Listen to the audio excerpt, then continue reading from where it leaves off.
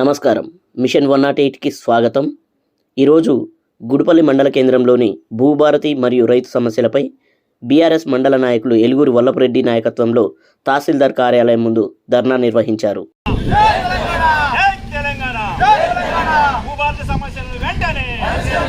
ఇటీవలే కాంగ్రెస్ ప్రభుత్వం ప్రవేశపెట్టిన భూభారతి చట్టం అమలు తీరు రైతులకు ఆటంకం కలిగించే విధంగా ఉందని, తమ యొక్క పనులు సక్రమంగా జరగట్లేదని రైతుల ఆవేదనకు బీఆర్ఎస్ పార్టీ అండగా ఉంటుందన్నారు.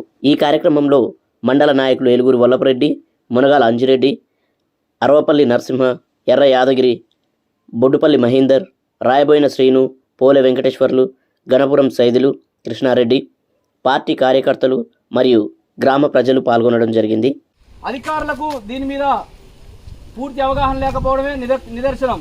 ఎందుకు అనంటే ఈ యొక్క భూభారతి అవగాహన కోసం మన దగ్గర ఒక ప్రోగ్రాం పెడితే కలెక్టర్ గారు వచ్చి రైతులకు దాని మీద అవగాహన చెప్పకుండానే నాకేదో పని ఉంది, అధికారులతో వీడియో కాన్ఫరెన్స్ ఉందని చెప్పేసి గుడ్డిగా వెళ్ళిపోయిన సంఘటనను మనందరం అక్కడికి వారు ఏం చెప్తారో విందామని పోతే అక్కడ అదొక పరిస్థితి జరిగింది. మనకు 487 దరఖాస్తులు ఉన్నాయి. ఉమ్మడి మండలం కాదు, పూర్తిగా గుడిపల్లి మండలంలోనే 12 గ్రామ పంచాయతీలు ఉన్నాయి.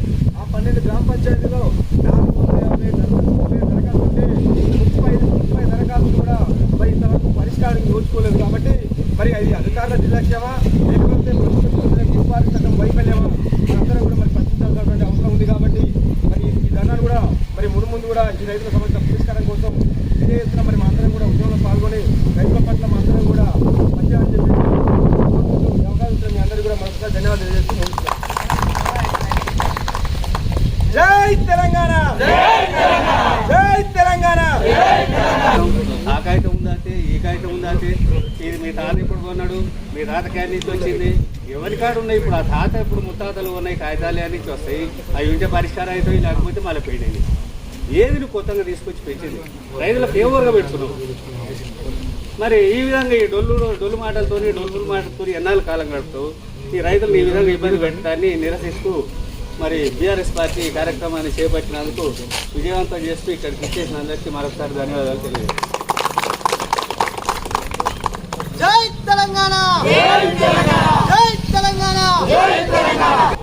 కేసీఆర్ లేకుండా చేయడం మొట్టమొదటి చేయాల్సిన పని ఒకటి ఉంది. కేసీఆర్ ఆనవాళ్ళు లేకుండా చేయాలంటే నువ్వు ముందుగా చేయాల్సిన పని ఉమ్మడి ఆంధ్రప్రదేశ్ చేయగలవా, నీకు ఆ దమ్మున్నదా, నీకు ఆ చేతులు అవుతుందా? అప్పుడు నువ్వు కేసీఆర్ ఆనవాళ్ళు లేకుండా చేసినట్టు. కేసీఆర్ ఆనవాళ్ళు లేకుండా చేస్తా అంటున్నావు కదా, నువ్వు ప్రపంచ అందగత్తెల పోటీ పెట్టినావు తెలంగాణ రాష్ట్రంలో. కానీ నువ్వు ఏమేమి చూపించినావు వాళ్ళకు? తీసుకుపోయి సెక్రటేరియట్ చూపించినావు, నువ్వు కట్టింది ఏం చూపెట్టలే. అదే కేసీఆర్ ఆనవాళ్లే కదా. నువ్వు అమరుల జ్యోతి చూపించినావు, అది కేసీఆర్ ఆనవాళ్లే కదా. దాన్ని ఏమంటారు సార్ మీ పోలీసు వాళ్ళది?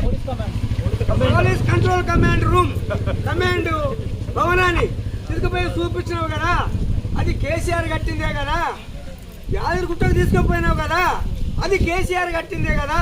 నువ్వు దేనికాడ తీసుకుపోయి నువ్వు గొప్ప చూపించినావు? నువ్వు ఎక్కడ తీసుకుపోయి నీవు కేసీఆర్ ఆనవాళ్ళు లేకుండా చేస్తా అంటున్నావు? అది సాధ్యం అయ్యేదేనా? అంత అమాయకుడివా? అంటే నువ్వు అమాయకులు ఏం కావు, కానీ ప్రజలు అమాయకులను నువ్వు భావిస్తున్నావు. నువ్వు ఏం చెప్పినా ప్రజలు వింటారు అని నువ్వు భావిస్తున్నావు. ప్రజలు లోతుకు ఓరు అని ఆలోచిస్తున్నావు. ప్రజలు చర్చ చేయరు అని ఆలోచిస్తున్నావు. చర్చ చేసే వాళ్ళకు 10% మంది ఉండొచ్చని నీ నమ్మకం. అంటే 180-90% మంది ప్రజలు ఈ చర్చలు ఏం పట్టించుకోరు అని నువ్వు నమ్ముతున్నావు. నీ అబద్ధాలే నమ్ముతావు నువ్వు అనుకుంటున్నావు, కానీ ప్రజల మధ్య పోతున్నాయి.